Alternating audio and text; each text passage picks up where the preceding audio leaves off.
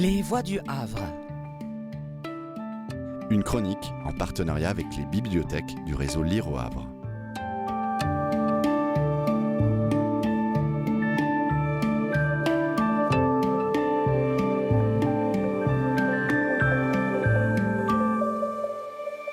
Je vais vous lire un extrait de Un barrage contre le Pacifique de Marguerite Duras, édition Gallimard, collection Folio.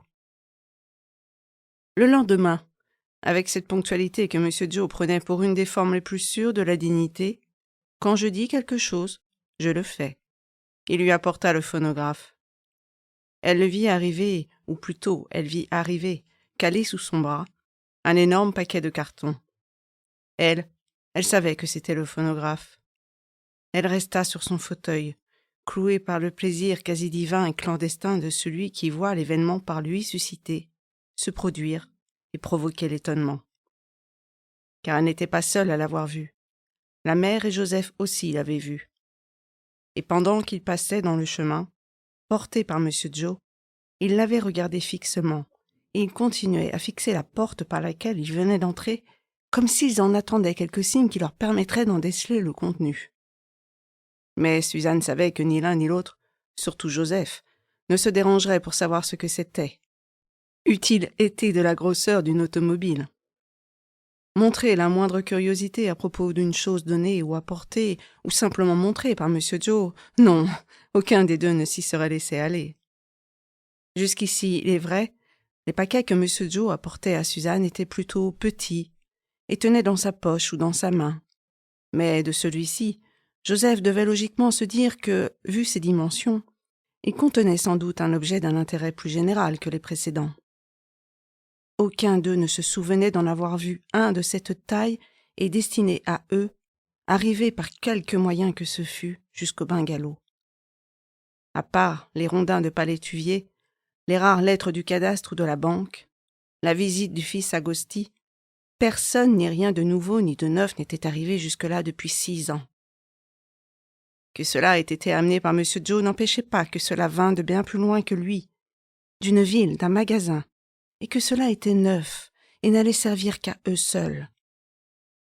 Cependant, ni Joseph ni la mère ne daignaient monter. Et le comportement inhabituel de M. Joe qui leur avait crié « Bonjour !»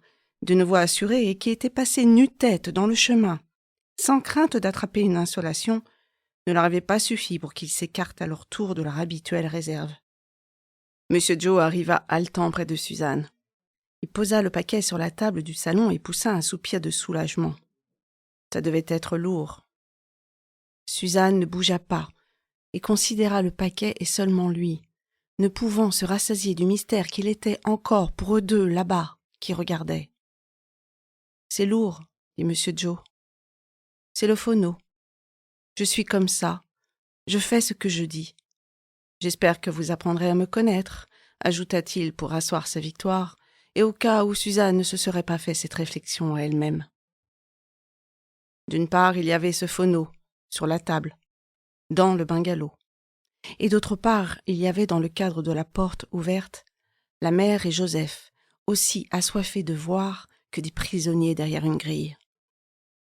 C'était grâce à elle qu'il était maintenant là, sur la table. Elle avait ouvert la porte de la cabine de bain, le temps de laisser le regard malsain et laid de M. Joe pénétrer jusqu'à elle, et maintenant le phonographe reposait là, sur la table. Et lui, il était parfaitement sain et parfaitement beau. Et elle trouvait qu'elle méritait ce phonographe, qu'elle méritait de le donner à Joseph. Car c'était naturellement à Joseph que revenaient les objets du genre du phonographe. Pour elle, il lui suffisait de l'avoir, par ses seuls moyens, extrait de M. Joe.